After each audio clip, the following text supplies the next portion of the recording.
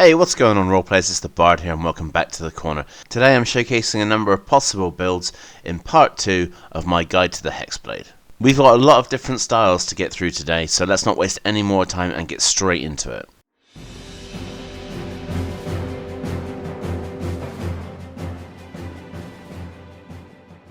So our first variant, which should have been somewhat apparent to everyone who's seen this channel before, is going to be Glaivelock. This is a build that's tailor-made for the Hexblade patron. So this is a close combat variant, so you want to go Pact of the Blade. Now Hex Warrior is going to allow you to use your Charisma modifier on attack rolls and damage rolls, but by taking Pact of the Blade, this ability will apply to any weapon that you summon, so you're going to want to go with a glaive. Normally you wouldn't be allowed to do this with two-handed weapons, but because you've gone Blade Pact with Hex Warrior, that is no longer an issue. This build is low complexity and high damage because all you're going to be doing is just getting stuck into melee combat. The most important invocations are going to be Thirsting Blade, Life Drinker, and possibly Eldritch Smite if it's to your taste. Thirsting Blade is going to give you 2 attacks, which is obviously brilliant because you want as many attacks as you can get, and Life Drinker is going to give you Charisma bonus added to your damage.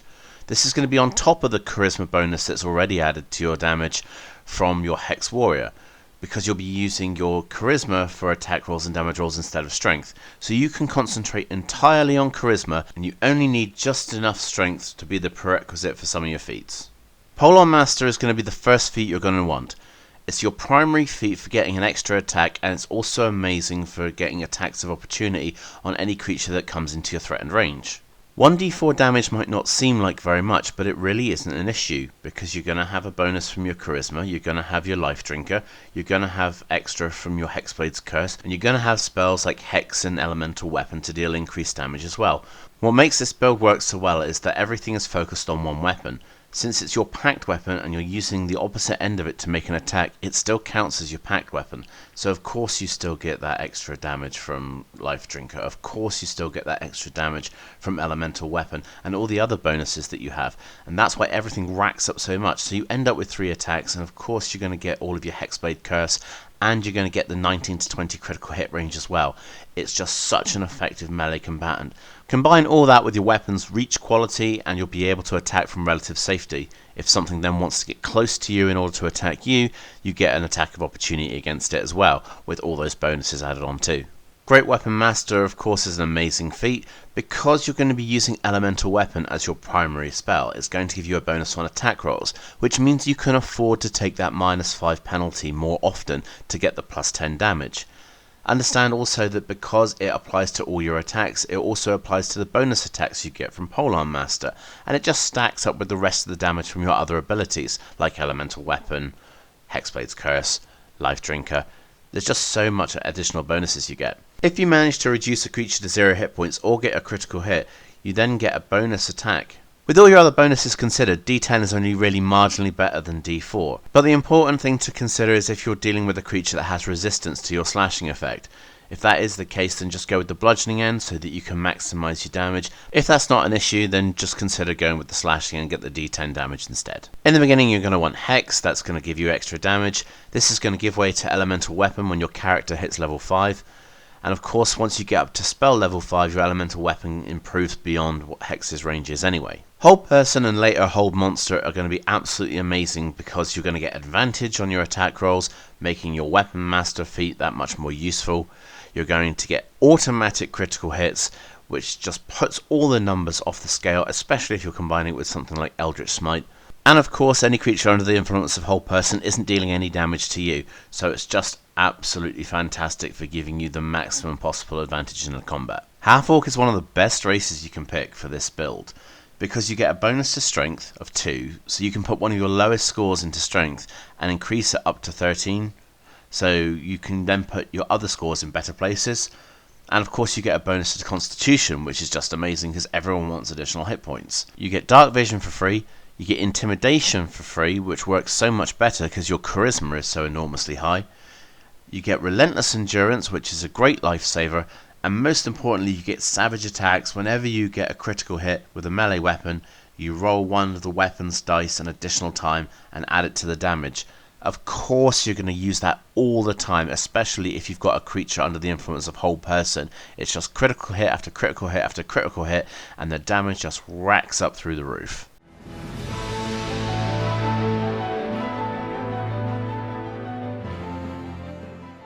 Sniperlock up next, and it's perfect for those characters who like to pour their heart and soul into one single perfect shot. Important invocations for this build is going to be improved pack weapon. This will allow you to use ranged attacks such as bows and crossbows. You'll also get a bonus to attack rolls and damage rolls. This isn't really huge, but it's just a nice little extra to have. Eldritch Smite, of course, is going to be the invocation you'll use to get the most out of your damage, and Devil's Sight is going to make picking out targets that much easier, because if you haven't got dark vision, or if you've got only low light vision, then you'll be able to hide in all kinds of darkness and still be able to target your opponents. Sharpshooter is the perfect feat, of course, no disadvantage at long range. Ranged attacks ignore half cover and 3/4 cover, and you get the -5 attack roll plus 10 damage if you want it as well. Elves have quite the advantage in this particular style, because you can take the Elven Accuracy feat. This is good for dexterity, but it also works very well with your Hex Warrior as well, so if you want to concentrate on Charisma instead, that's also an option. Getting to re-roll one of your attack dice when you already have advantage is just so over the top. Just re-roll your lowest attack dice and there'll be another chance for you to get a 19 or 20. Wood Elves have a slight advantage again, because of their increased speed and their capacity to hide even when only lightly obscured.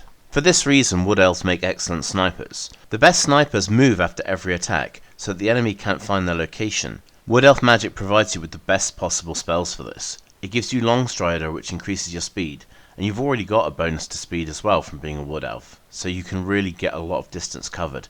And you get Pass Without Trace, so no creature will ever know where you were or where you're going. You also get a free Druid cantrip.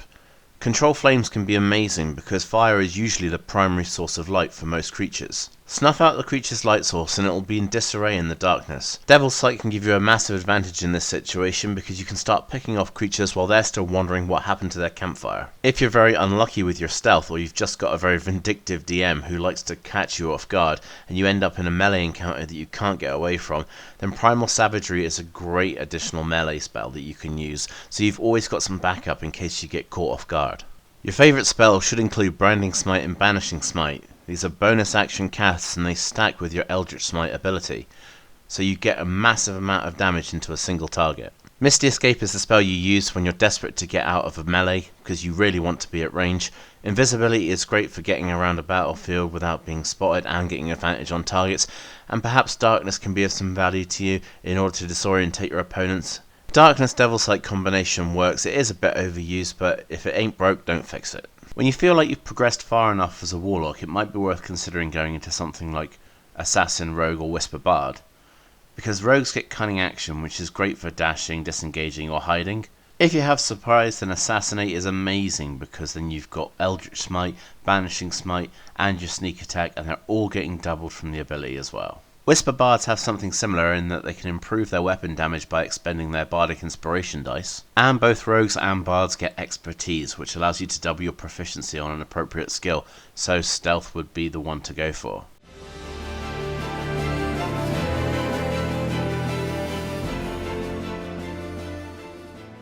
Under normal circumstances, dual weapon fighting typically represents a very bad choice for a Warlock, because you have one singular packed weapon, so that your offhand weapon is usually something that's just mundane or magical at best. Additionally, you don't get any ability score damage unless your modifier is negative, so it's usually just a massive waste of time. However, there are little changes that you can make which will increase the effect of your dual weapon fighting and actually make it quite a practical thing to engage in. Let me introduce you to your new best friend. Shadowblade and Pact Weapon become conveniently available at the same time. Your Blade Pact Weapon is going to be your primary attacking weapon because your invocation allows you to attack twice but only with the Pact Weapon, so your offhand weapon should be used with Shadowblade. Unless you have a multi-class character with the two-weapon fighting style, then it's not going to get the ability score damage added on, but you're not really too worried about it because Shadowblade deals so much damage in and of itself anyway. This style is going to really cut down on your decision making because most of the time you're going to be concentrating on using Shadowblade. Warcaster is the first feat you want because both of your hands are going to be full, and if you want to do any other cantrips or spells during that time, then you're going to need to be able to use the somatic components, and of course Warcaster allows you to do that. More importantly, however, is the bonus you get to concentration checks. Because you're in the middle of combat all the time, you have a high risk of losing concentration on your spell, so every little bonus that you can get towards that is going to help you. Dual Wielder is a consideration, but not absolutely necessary. It would allow you to upgrade to something decent like a rapier to have as your packed weapon, and of course the +1 to AC is also nice as well. Thirsting Blade and Life Drinker are obvious for a melee combatant, as we've already discussed, but Devil's Sight becomes a necessity, especially if you're fighting in dim light a lot of the time, because you're going to get advantage with your Shadow Blade attacks. The best spells to use whilst using your Shadow Blade are the ones that don't require concentration, so Armour of Agathis and Mirror Image are your ideal picks for defences. I wouldn't suggest this was a go-to strategy for every kind of warlock, but it is useful for characters who are of small size. Small characters get disadvantaged with weapons that have the heavy property. These characters really lose out on their damage output, not just because certain weapons are of little value to them, but also because feats like Great Weapon Master have very little practical application for these characters. Some players just want to play a particular kind of character regardless of their capabilities. At least by adopting this style, a character of small size can get many more actions and still be able to keep up with the heavier hitters in the group. Halflings and gnomes actually have some fun abilities, and it would be a shame for you to miss out on playing a character you enjoy just because you're worried about the numbers. So pick up your Shadow Blade and go gnome or go home.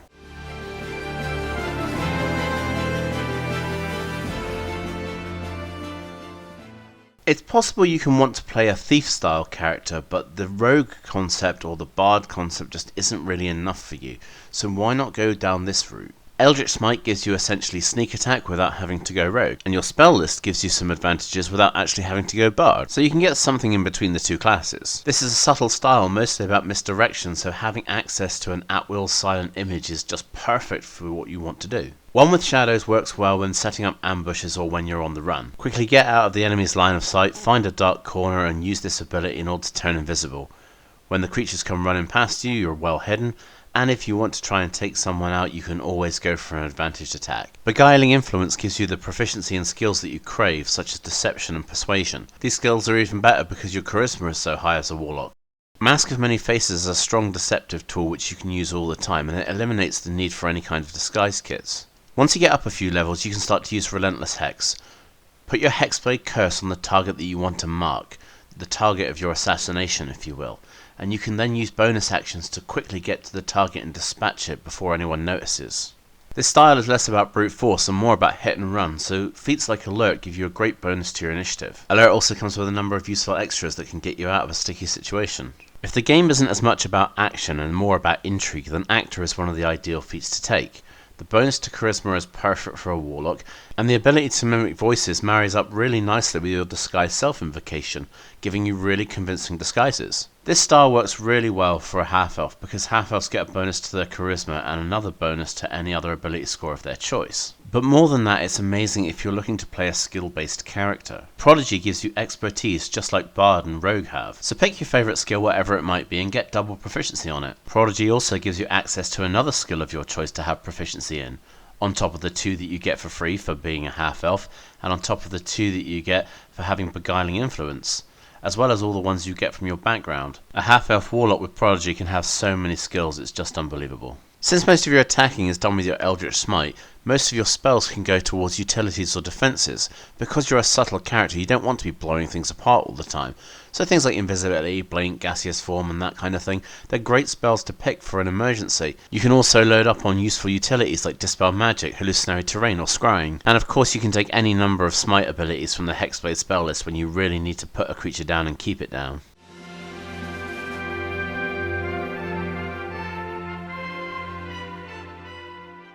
There's so much more I wanted to say about this class, but I just haven't got the time to do it in this video. I really can't see any alternative. I'm gonna have to do a part 3. I really hope you guys enjoyed this part 2 for the Hexblade guide. Hopefully you'll come back for part 3, where I talk about the Tanklock, the Cursecaster, the Demonologist, and the Cryomancer. These variations are going to give us some Hexblade variety because we're going to get to use more than just Pact of the Blade, so hopefully you'll stick around and watch that too. And with that being said, I will see you guys next time at the gaming table.